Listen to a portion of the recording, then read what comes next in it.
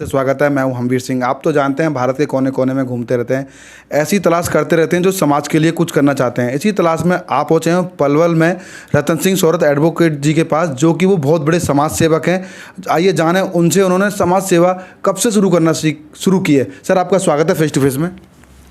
देखिए, समाज की सेवा जिस समय आदमी की सोच पॉजिटिव सकारात्मक सोच हो जाती है जीवन में, तो वहीं से समाज की सेवा शुरू हो जाती है।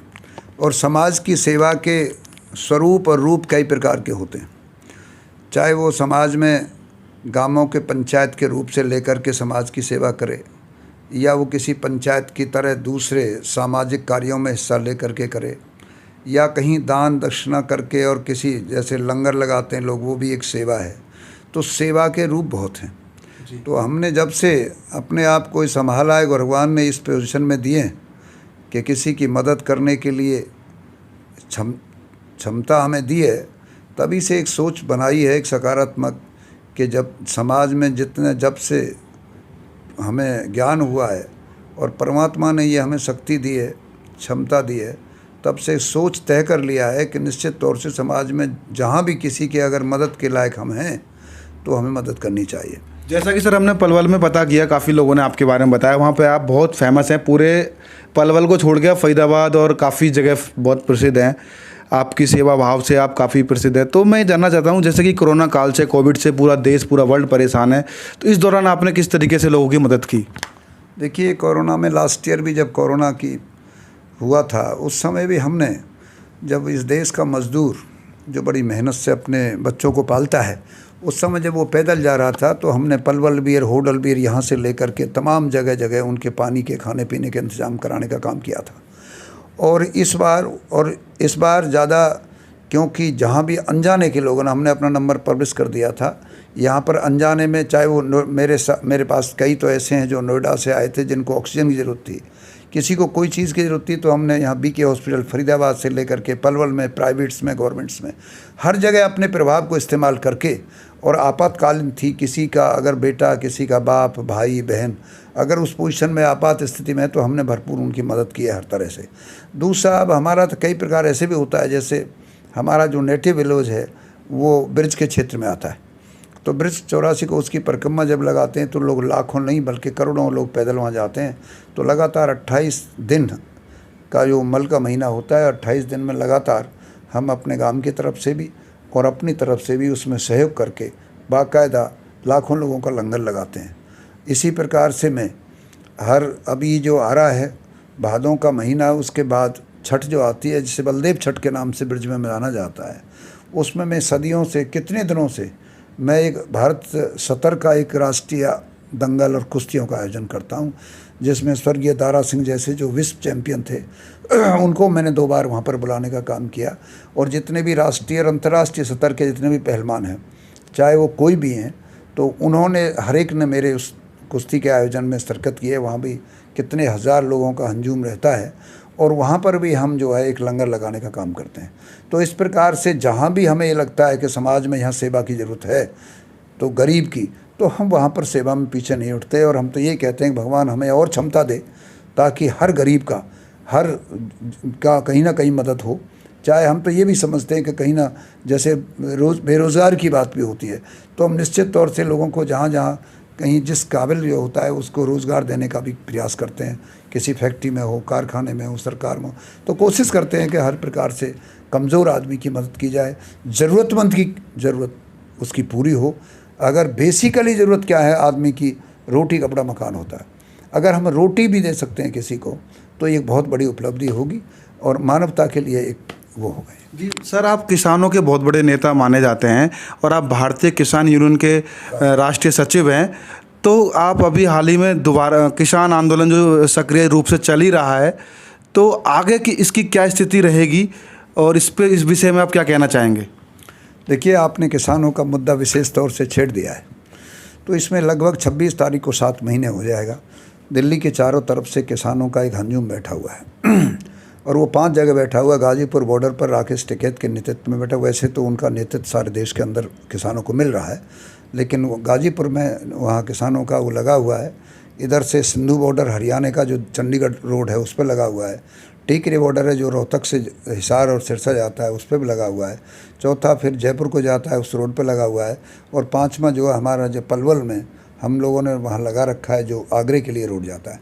तो इस प्रकार से लगातार हमने चाहे लंगर की व्यवस्था से लेकर के किसानों की हर सुविधा के लिए वहाँ पर अपने स्तर पर ये काम कर रखा है। और दूसरा किसान, क्योंकि आज किसान की बेसिकली जिस प्रकार से भारत सरकार ने बगैर किसानों के पूछे 3 कृषि कानून बिल ले आए, जो कृषि के किसान विरोधी बिल हैं। दूसरा, हमने केवल एक मांग रहे हैं। हमने प्रधानमंत्री जी को एक बात कहा, 11 बार हमारी कृषि मंत्री के साथ 11 बार हमारी वार्ता हुई, लेकिन वार्ता जहाँ से चले थे वहीं पर आकर के समाप्त हो गई। और हमारा केवल एक उद्देश्य है कि इस देश में कोई भी व्यक्ति, चाहे कोई कारखानेदार हो, चाहे उद्योगपति हो, वो अगर सुई बीज से लेकर के हवाई जहाज़ के पुर्जे तक कोई चीज़ निर्माण करता है, तो वो सारे खर्चे जोड़ करके और उसमें अपना प्रॉफिट जोड़ करके उसमें MRP लिख करके इस देश की और विदेश की मार्केट में छोड़ देता है, उससे बेचता है। लेकिन दुर्भाग्य की बात यह, किसान की उपज एक ऐसी चीज़ है कि उसकी उपज का भाव किसान तय नहीं करता है। उसकी उपज का भाव भारत सरकार की एक कमेटी है, वो करती है। हमारी ये वर्जन है, हमने प्रधानमंत्री जी को और जो वहाँ पर कृषि मंत्री थे उनको केवल एक ही बात कही 11 बार कि आप जो MSP है जिसका मूल निर्धारण किसान की उपज जो है उनका मूल निर्धारण भारत सरकार करती है।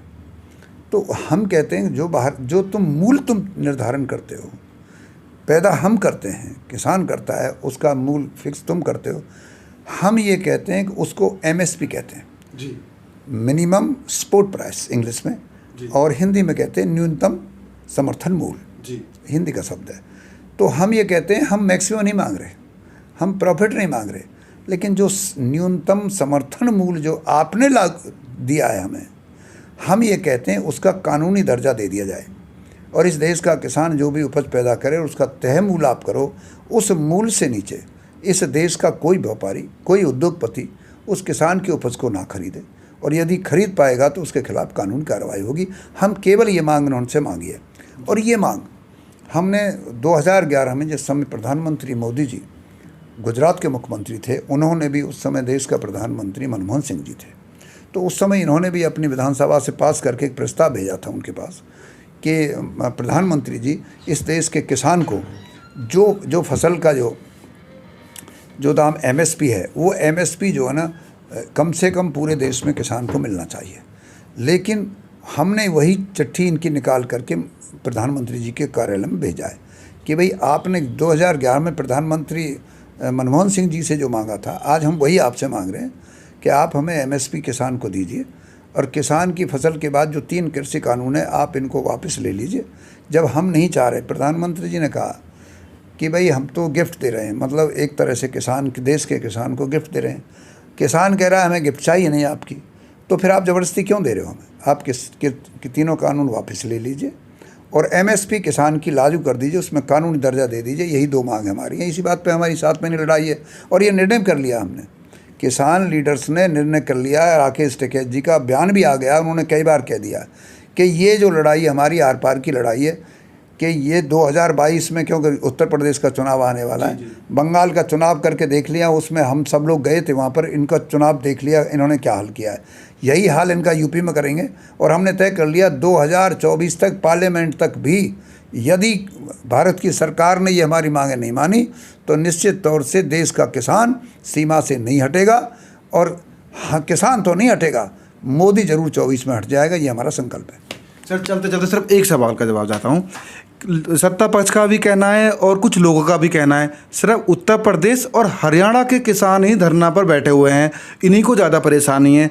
सर इस विषय पर आप क्या कहना चाहेंगे?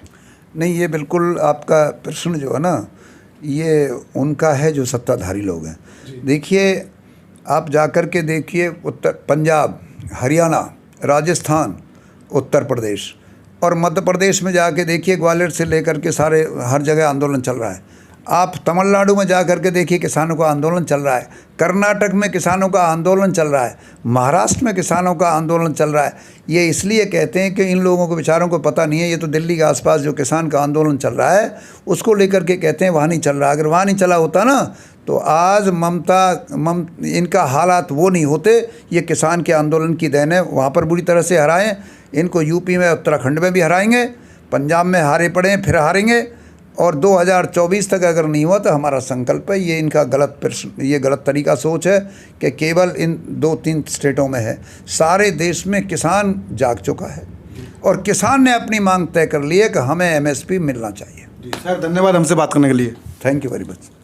तो ये थे आज के हमारे खास मेहमान रतन सिंह सोरत एडवोकेट जी। फिर आऊँगा नई आवाज़ का, नई पहचान के साथ। देखना न भूलें फेस टू फेस।